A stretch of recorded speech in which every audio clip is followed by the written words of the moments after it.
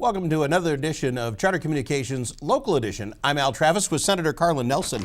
It's always a pleasure to have you on. Great to be here. You're from District 26. That covers all of Rochester. How big an area? It covers most of Olmsted County and most of Rochester. All right. Thank you so much for coming on. We talked to you a little bit. It's kind of cool moving into the new Senate office building. Yes. Right? So you have a new office there. I have a new office headed up there next. You're all moved in and everything looks good. I mean, you got the posters on the wall and all. Let's say we're all moved in. Not everything's in its place, except for some very important mementos. They are in their place. All right. So you're going up there. You have had your caucuses. And the committees you're going to be on are? Well, the committee assignments have not been made yet. Chairs have been assigned, and I'm chair of the Education Finance Committee. About 42% of our state budget. Well, I was going to say, that's probably big chunk. That's huge. That's huge. What do you think happens in that committee then in the next year? Well, I think in the next year, in the next 4 years, we need to look at making sure that we're getting better results for all of our kids. We can no longer admire this nation-leading achievement gap that we have. The achievement gap is very detrimental for children involved and their families. It's also very detrimental for employers and our economy because we need those well-educated workers. And that's the fastest growing part of our population. But as an outstate senator, interesting you'd be on that because of the formula. No one understands it, but maybe you do, but no one else does. Yeah. The city's folks don't generally want to mess with that too bad. You're outstate, you're in a district which schools in Rochester, this is just me looking in, they're so diverse, they're growing so quickly. How do you manage that? I mean, you're Rochester's senator, so you want to take care of the hometown team, but you're also trying to take care of education in Minnesota. I mean, this is, how do you? It's a big thing, but let me just say, I think I'm uniquely situated to do that because half of my district is Rochester, one of our state's largest, most diverse school districts. The other half of my district is some of our state's smallest school districts and our least diverse, but highly successful districts. So I think you have to balance all those things, and you do that by focusing on what's best for the student to make sure that our policies are directed towards how do we get the best outcomes for students. Okay, and you have some ideas to do that? I mean, since as long as I've been doing shows, everyone, I got elected, I want to fix schools. Everybody wants to.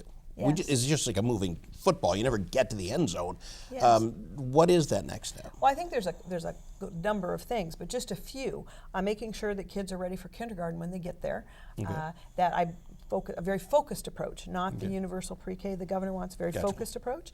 Making sure that kids are literate, they are successful readers by the end of grade 3. That makes a huge difference in the rest of their trajectory.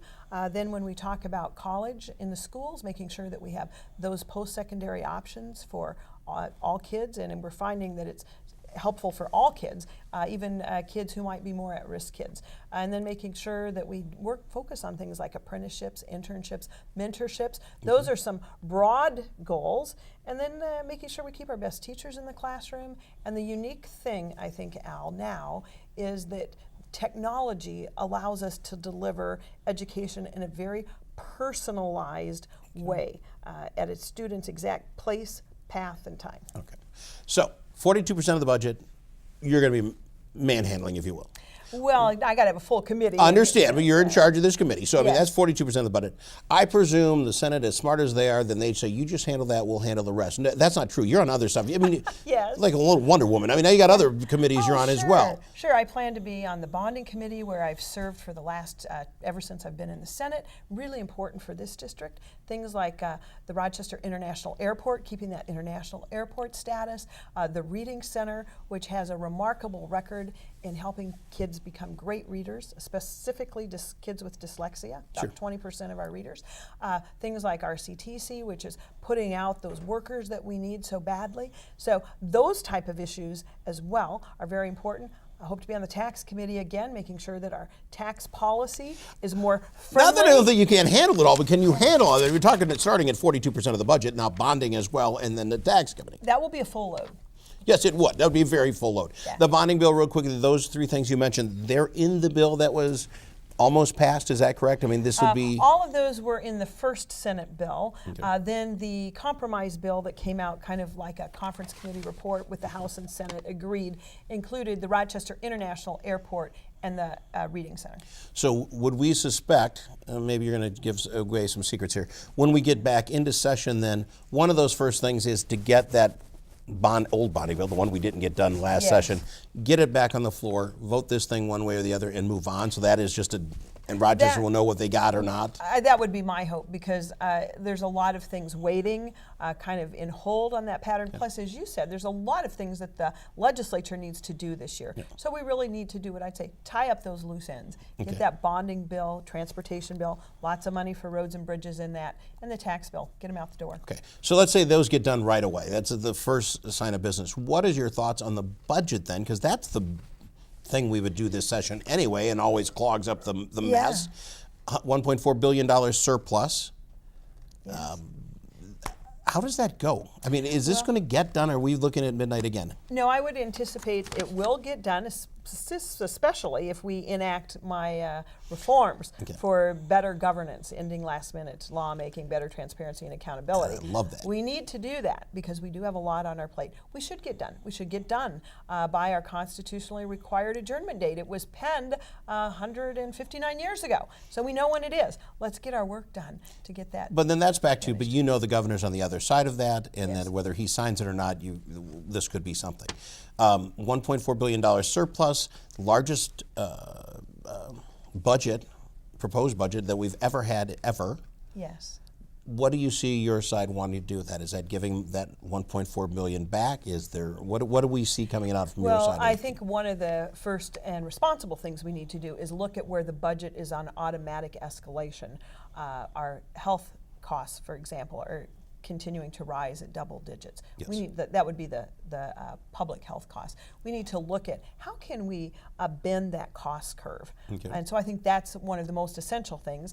And then of course we want to look at where's there duplication, and we should be looking at results. What isn't producing results? We should be using our money to do what's producing the results that are needed, not just because it's always been that way. We don't have zero-based budgeting in this state.